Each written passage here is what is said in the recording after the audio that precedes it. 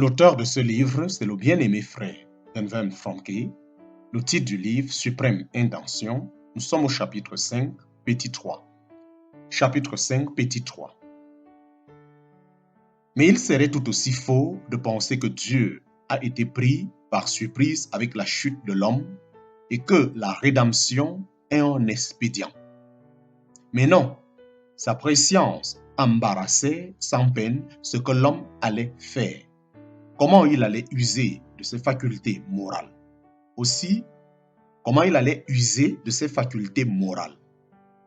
Aussi, longtemps avant qu'Adam eût été créé ou soit tombé dans le péché pour suivre son propre chemin, Dieu incorpora parfaitement la rédemption à son plan, démontrant par là les richesses de sa grâce.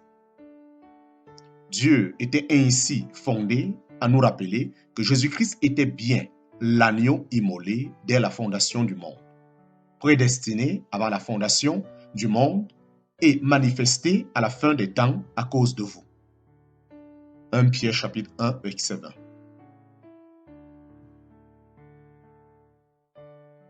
Appel à une communion absolue. Appel à une communion absolue. Enfin, nous devons reconnaître que l'appel de Dieu comporte une participation glorieuse, non pas dans quelques rares domaines, mais en toutes choses. Appel à une communion absolue. Enfin, nous devons reconnaître que l'appel de Dieu comporte une participation glorieuse, non pas dans quelques rares domaines, mais en toutes choses. Et cette participation ou cette communion, c'est le même mot en grec. Koinonia, koinonia, koinonia est toujours au niveau de la révélation que nous avons reçue ou, si vous voulez, à la mesure de notre expérience. Nous pensons quelquefois qu'il est difficile de réaliser beaucoup de communion avec ceux dont les intérêts sont si différents des nôtres.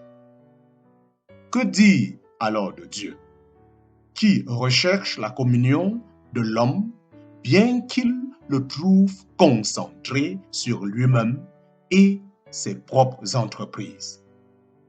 Ainsi, le Père cherche toujours à entraîner l'homme loin des au-fonds pour le faire avancer en plein eau, loin de cette vie concentrée sur nos affaires vers une vie préoccupée des siennes. Remarquez la progression de la communion avec lui et avec nos semblables. Nous sommes d'abord appelés à prendre part à l'évangile, en parenthèse Philippiens chapitre 1, verset 5. C'est merveilleux car nous partageons avec les autres l'expérience de la grâce de Dieu. Ainsi, le Père cherche toujours à entraîner l'homme loin des au-fonds pour le faire avancer en pleine eau, loin de cette vie concentrée sur nos affaires vers une vie préoccupée des siennes. Remarquez la progression de la communion avec lui et avec nos semblables. Nous sommes d'abord appelés à prendre part à l'évangile, en parenthèse Philippiens chapitre 1, verset 5. C'est merveilleux car nous partageons avec les autres l'expérience de la grâce de Dieu. Mais ce n'est là qu'un commencement. En apprenant à marcher, nous sommes conduits dans l'union d'esprit, ou la communion de l'esprit, comme traduit la version anglaise de Philippiens chapitre 2, verset 1, et nous découvrons alors un appel à marcher selon l'esprit et à être remplis de l'esprit.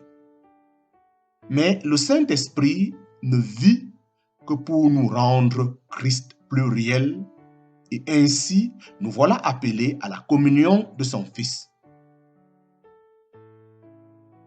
en parenthèse 1 Corinthiens chapitre 1 verset 9, qui est encore plus profonde. Mais ce n'est là qu'un commencement. En apprenant à marcher, nous sommes conduits dans l'union d'esprit ou la communion de l'esprit, comme traduit la version anglaise de Philippiens chapitre 2 verset 1.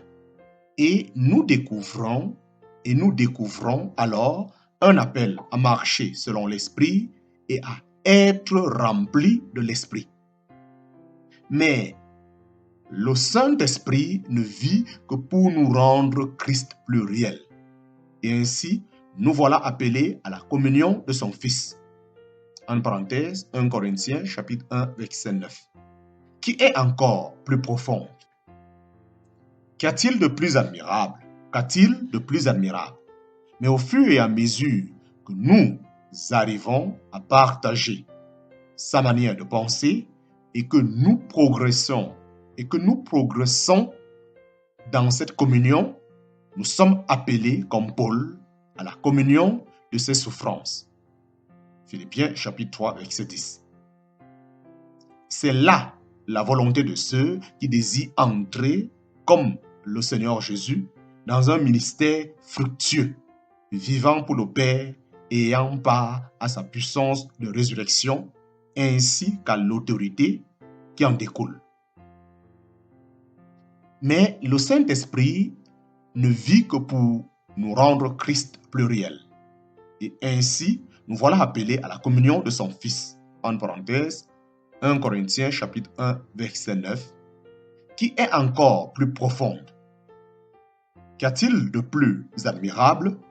Mais au fur et à mesure que nous arrivons à partager sa manière de penser et que nous progressons dans cette communion, nous sommes appelés, comme Paul, à la communion de ses souffrances. En parenthèse, Philippiens chapitre 3 verset 10. C'est là la vocation de ceux qui désirent entrer, comme le Seigneur Jésus, dans un ministère fructueux, vivant pour le Père et ayant part à sa puissance de résurrection, ainsi qu'à l'autorité qui en découle. Nous sommes certains que personne ne se maintiendrait longtemps dans cette communion de ses souffrances, à moins d'avoir fait un pas décisif vers une communion plus étendue avec le Père lui-même et ses propres desseins. C'est la pensée qui est sous-entendue dans l'exhortation de Paul à son jeune disciple Timothée, en parenthèse 2 Timothée chapitre 1 verset 9. Selon son propre dessein.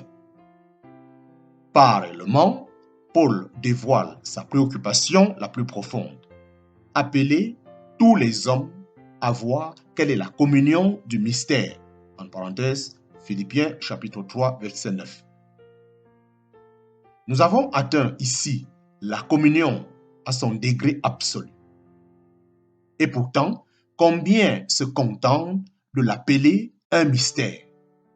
Ils n'ont jamais vu que notre communion avec le Père peut être assez étroite pour nous permettre de connaître ce qui était caché de tout temps en Dieu.